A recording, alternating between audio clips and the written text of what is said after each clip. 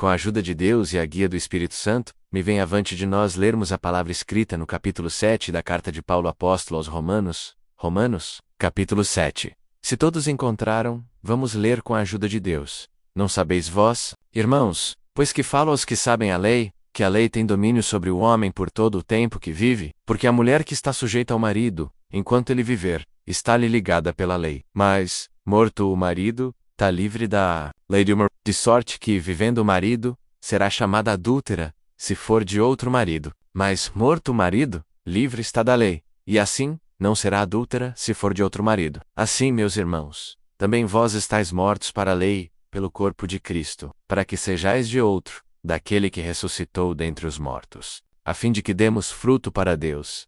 Porque, quando estávamos na carne, as paixões dos pecados, que são pela lei, operavam em nossos membros, para darem fruto para a morte. Mas agora estamos livres da lei, pois morremos para aquilo em que estávamos retidos, para que sirvamos em novidade de espírito, e não na velhice da letra. Que diremos, pois? É a lei pecado? Mas eu não conheci o pecado senão pela lei, porque eu não conheceria a concupiscência, se a lei não dissesse, não cobiçarás. Mas o pecado, tomando ocasião pelo mandamento, obrou em mim toda a concupiscência. Porquanto sem a lei, estava morto o pecado, e eu, em algum tempo, vivia sem lei. Mas vindo o mandamento, reviveu o pecado, e eu morri. E o mandamento que o era para a vida, achei eu que me era para a morte. Porque o pecado, tomando ocasião pelo mandamento, me enganou, e por ele me matou. Assim a lei é santa, e o mandamento santo, justo e bom. Logo torno-se-me o bom em morte, de modo nenhum. Mas o pecado, para que se mostrasse pecado, operou em mim a morte pelo bem, a fim de que, pelo mandamento, o pecado se fizesse excessivamente maligno. Porque bem sabemos que a lei é espiritual, mas eu sou carnal, vendido sob o pecado. Porque o que faço, não o aprovo. Pois o que quero isso não faço, mas o que aborreço, isso faço. E se faço o que não quero, consinto com a lei, que é boa. De maneira que agora já não sou eu que faço isto, mas o pecado que habita em mim. Porque eu sei que em mim, isto é, na minha carne, não habita bem algum. E com efeito, o querer está em mim, mas não consigo realizar o bem, porque não faço o bem que quero, mas o mal que não quero, esse faço. Ora, se eu faço o que não quero, já não sou eu que faço, mas o pecado que habita em mim. Acho então esta lei em mim, que, quando quero fazer o bem, o mal está comigo. Porque, segundo o homem interior, tenho prazer na lei de Deus, mas vejo nos meus membros outra lei, que batalha contra a lei do meu entendimento, e me prende debaixo da lei do pecado, que está nos meus membros. Miserável homem que eu sou, quem me livrará do corpo desta morte? Dou graças a Deus por Jesus Cristo nosso Senhor, assim que eu mesmo, com um entendimento, sirvo a lei de Deus. Mas, com a carne, a lei do pecado. Amém. Louvado seja Deus. A seguir, irmãos, nós vamos ler, mas dentro do mesmo assunto deste texto que nós lemos, o apóstolo fala então assim: como consequência, portanto, nenhuma condenação há para os que estão em Cristo Jesus, que não andam segundo a carne, mas segundo o Espírito. Aí ele diz: porque a lei do Espírito de vida, em Cristo Jesus, me livrou da lei do pecado e da morte.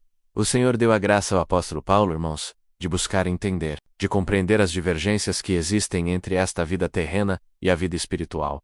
Nós vivemos hoje uma luta constante dos movimentos e efeitos do nosso viver, como seres humanos em razão da vida espiritual. Enquanto o homem não havia pecado, ele vivia perante Deus livre, não tinha consciência de mal, porque não conhecia nem o bem e nem o mal. Pois o conhecimento do bem e do mal vieram por causa da desobediência, ou seja, deixaram de crer no que Deus havia dito para crer no que o maligno, o inimigo, na forma de uma serpente, havia dito. Eles creram na palavra dita pela serpente, que é o diabo, e deixaram de crer na palavra de Deus, que havia recomendado. Daí surgiu então a transgressão. Transgrediram a lei do Senhor Deus, e, como consequência, nasceu o pecado, e gerou portanto a morte. O homem passou a ser mortal, que até então não era. E assim veio, irmãos, o homem morto perante Deus por causa do pecado que cometeu inconscientemente, porque ainda não tinha consciência de pecado, mas desobedeceu à única ordem de Deus, descrendo na palavra do Senhor. Crendo na palavra do maligno, não vamos dizer o seu nome, isso deixou como consequência a morte. Porém Deus, querendo trazer o homem para si, porque o projeto de Deus era ter o homem junto a si, pois foi feito à sua imagem, e semelhança. Deus então escolheu um povo, formou uma nação em Israel, e a ela deu leis para conserva, lá por Ontiel, em condição de Deus habitar junto a esse povo de Israel, mandou a lei. Mas, vindo a lei, veio o esclarecimento, vieram as ordenanças, não faça isto, faça aquilo, faça aquilo outro, não faça aquilo outro. Ficou estabelecida a lei. Vindo a lei, naturalmente nasceu o pecado, que é a transgressão. Porque, transgredindo a lei, estava-se cometendo o pecado, e o homem não teve força de poder resistir aos ímpetos da carne do ser humano, e em consequência disso, desobedeceu a Deus nos mandamentos que lhe foram dados. Então, deu força ao pecado. O pecado já existia, mas, como não havia lei, ele não tinha força na vida da pessoa, porque a pessoa não conhecia a vontade de Deus.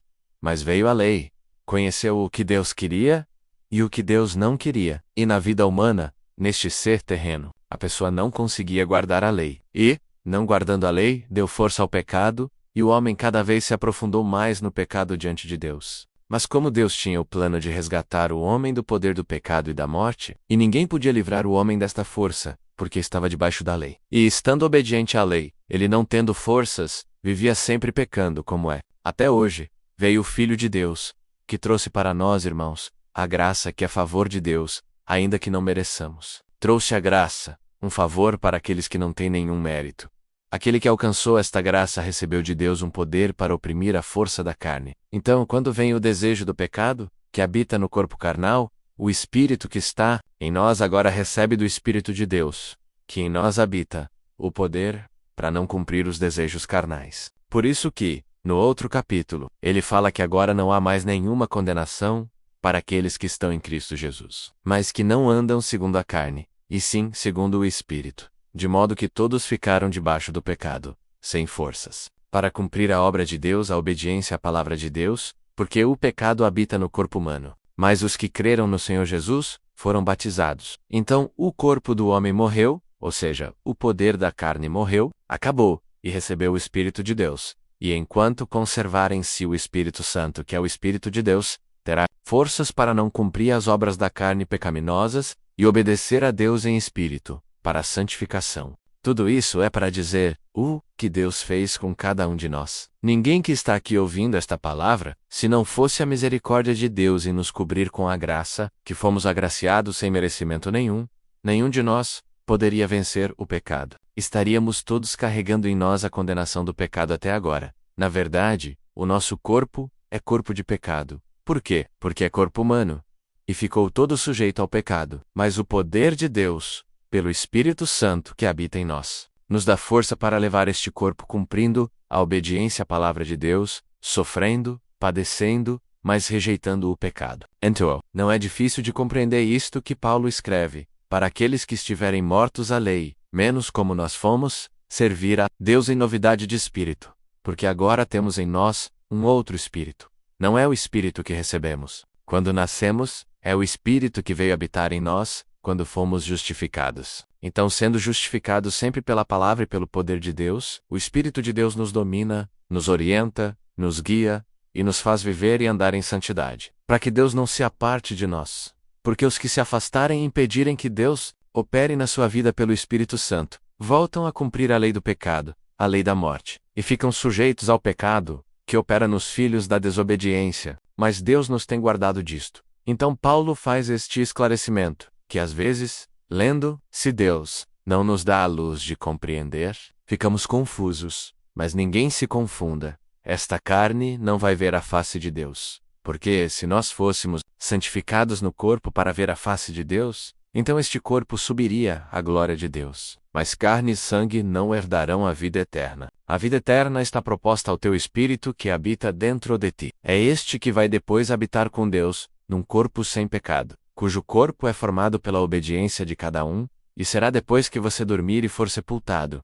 Então o teu espírito vai aguardar, já justificado por Jesus Cristo. E na ressurreição, ele desperta, e o teu corpo ressuscita em glória, para viver a eternidade com Deus. Então diz aqui, irmãos, que Paulo não condena a lei, porque fala que ela é santa, justa e boa, como de fato é, porque Deus nos deu isso. Mas ele diz aqui, que diremos pois a lei é pecado? Claro que não, irmãos, do modo nenem, mas eu não conheceria o pecado, senão pela lei, não me instruíra, e dissesse que cobiçar é pecado, concupiscência é pecado, como pecado, então, se eu fizer, eu peco. Eu, não conhecendo a lei, fazia, e não tinha condenação, porque não tinha conhecimento.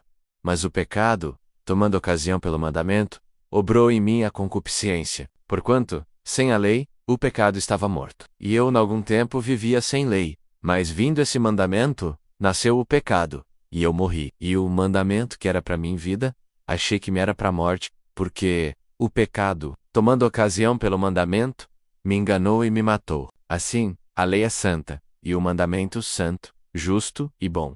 Corpo sob efeito do pecado. Quando eu sinto um dever de fazer o bem, sinto um dever de ser obediente. Por que eu sinto? Porque eu não estou bem. Porque eu estou em desobediência. Porque quem não está em desobediência com esta, fazendo o mal, ele não precisa sentir desejo de fazer o bem, porque ele já faz o bem, ele já é obediente. Mas nós, que estamos com este corpo, sentimos necessidade de fazer o bem, porque o corpo é mau. Sentimos necessidade de ser obediente, porque nosso viver terreno é desobediente.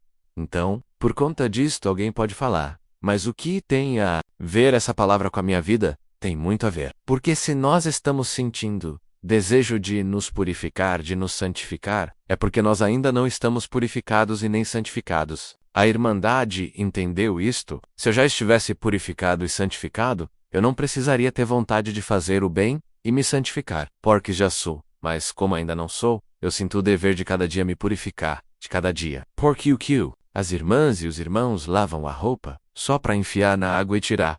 Não! Lava a roupa porque acha que a roupa tá suja. Por que tomamos banho? Porque achamos que precisamos. Porque queremos nos purificar.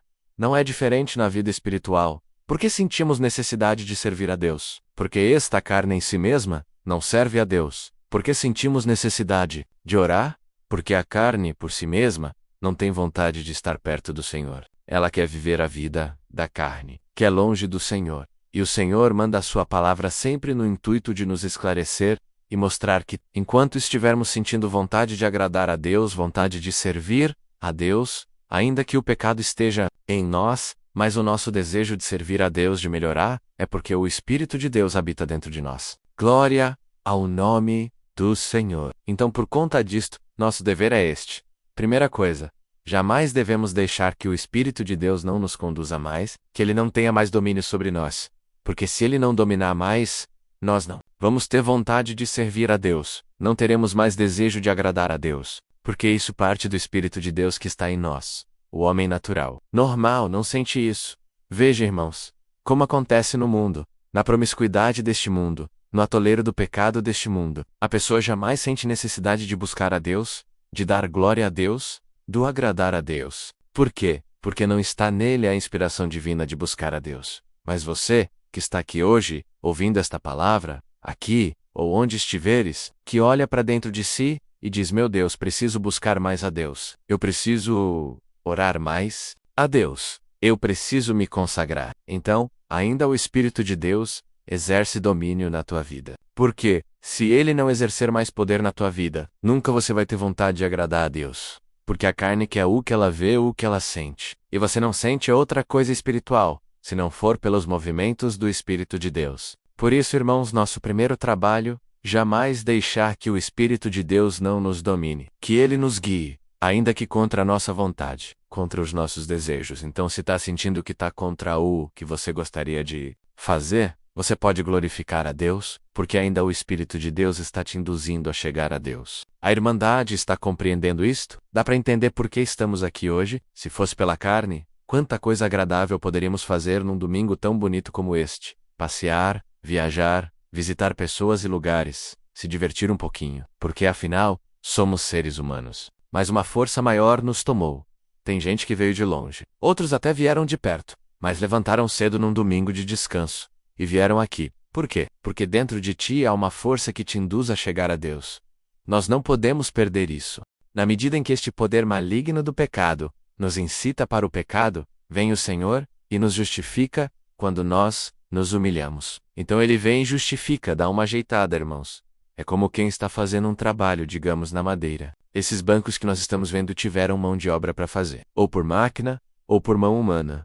Mas sempre acontece um desastre. Uma hora, a máquina comeu demais. Outra hora ficou um defeito. Outra hora a madeira tinha um problema. Outra hora a mão do marceneiro falhou. Nem tudo é jogado fora, mas na maioria das vezes, por causa do material ou do trabalho já empreendido, os técnicos dizem: não, eu vou recuperar isso aqui. Não pode ser jogado fora, porque isso aqui tem valor. Deixa aqui, eu vou recuperá-lo. É Citrobal. Deus faz conosco na justificação. E quanto mais Ele justifica, mais perfeitos nós vamos nos tornando. E vai diminuindo o poder do pecado da carne e aumentando em nós o poder do Espírito Santo.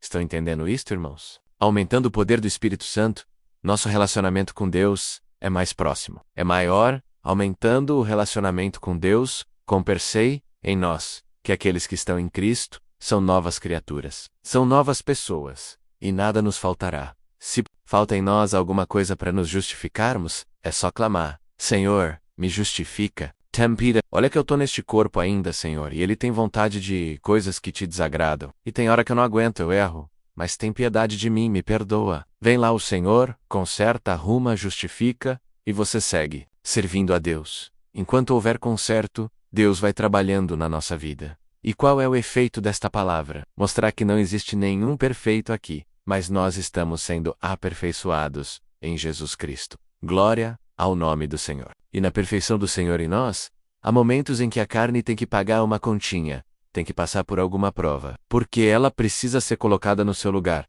Se ele não faz isso, a carne cresce, e crescendo a carne, diminui o espírito. Então, hoje, se tem alguém ouvindo esta palavra e vê que os sentimentos carnais, as coisas da carne que a palavra condena, têm mais força, e você não consegue vencer, peça a Deus agora, mediante esta palavra, que o te justifique. Ele vem, te liberta das concupiscências carnais e te reveste de força do Espírito Santo, e você vai continuar servindo a Deus. Então quem está ouvindo esta palavra, sirvamos a Deus com alegria e com prazer, porque se Deus estiver em nós, nos ajudando na vida espiritual, o que é da carne também, o Senhor nos ajudará. Não é doença que te leva à morte espiritual, não é dor que te faz pecar diante de Deus, mas alegria pode te fazer. Muita saúde pode te fazer. Então Deus vai controlando os dois. Tá com muita saúde e não consegue se manter. Ele vem, te põe um temor, um medo da doença, você busca a Deus, Ele te justifica e não te deixa cair.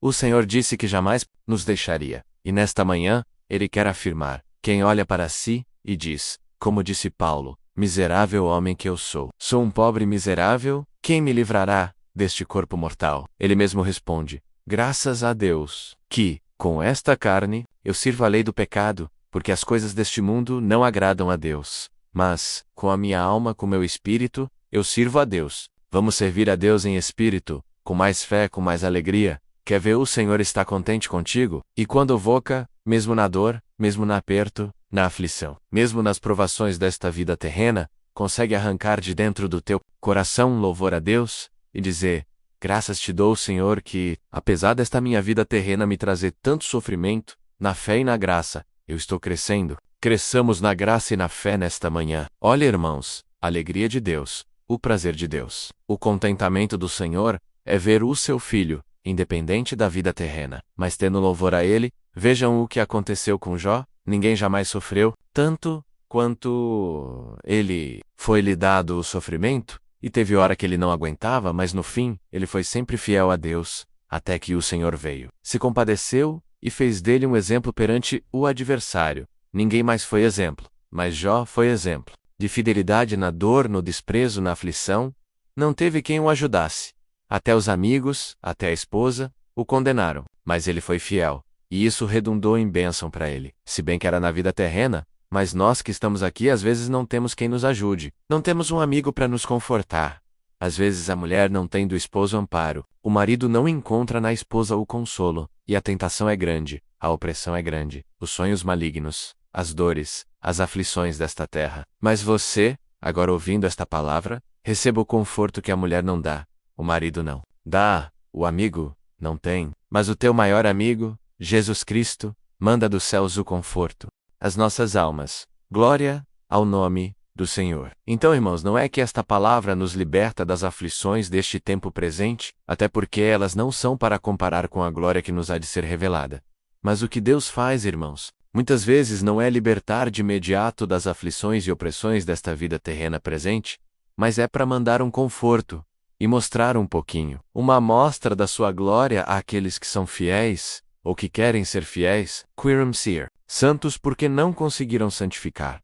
Porque quem acha que já é santo, não precisa do Senhor. Quem acha que já é fiel, esta palavra para ele não tem valor. Mas os que estão aqui, fracos, imperfeitos, com certas infidelidades, com certas desobediências, mas agora estão propondo no coração: eu quero te agradar, Senhor, e te servir. Receba a consolação do Espírito Santo. Glória ao nome do nosso Deus. As dores da carne poderão continuar, até quando Deus quiser. As opressões, as aflições, poderão continuar. Mas a glória, que em ti há de ser revelada, você pode receber nesta manhã uma pequena amostra do que vai ser revelado na tua vida. Aquele que está sentindo um pouquinho desta glória, irmãos, a carne nem aguenta receber. Enter a praiser. Dizer, bem-aventurados os que creem no Senhor e recebem de Deus o poder para vencer. Deus seja louvado. Amém. Vamos agradecer a Deus em oração. Amém. Glória a Deus. Aleluia. Senhor soberano e altíssimo Deus, Pai nosso, que fez o céu e a terra e tudo que neles existe. Graças te damos, ó Senhor, pela revelação da tua graça dentro de nossos corações.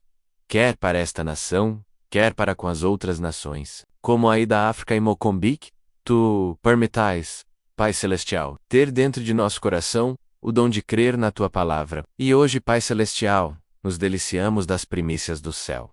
Bendito é teu nome. Graças te damos por este santo culto, pela condução do teu servo. Bendito é teu nome, Senhor. Graças te damos, Pai Celestial, pelo decorrer do mesmo, e pela tua santa e bendita palavra. Bendito é teu nome, Senhor. Agradecemos, ó Pai Santo, glória ao teu nome, pelos conselhos que nós recebemos aqui da tua palavra, a expressão da nossa total dependência de ti, Senhor, e quanto nós somos miseráveis dependentes da tua misericórdia à noite e dia, Senhor, eterno, mas damos graças, ó bom Deus, pelo teu Santo Espírito que está dentro de nós, que nos conduz e convence do pecado, e nós te servimos em novidade de vida, na esperança da vida eterna no céu. Pai de bondade, bendito é teu nome, graças te damos por tudo, e pelos teus servos que trabalharam na porta. Pelos nossos pedidos de oração, que foram apresentados, louvamos a ti, pois estão sendo recebidos no teu trono de glória.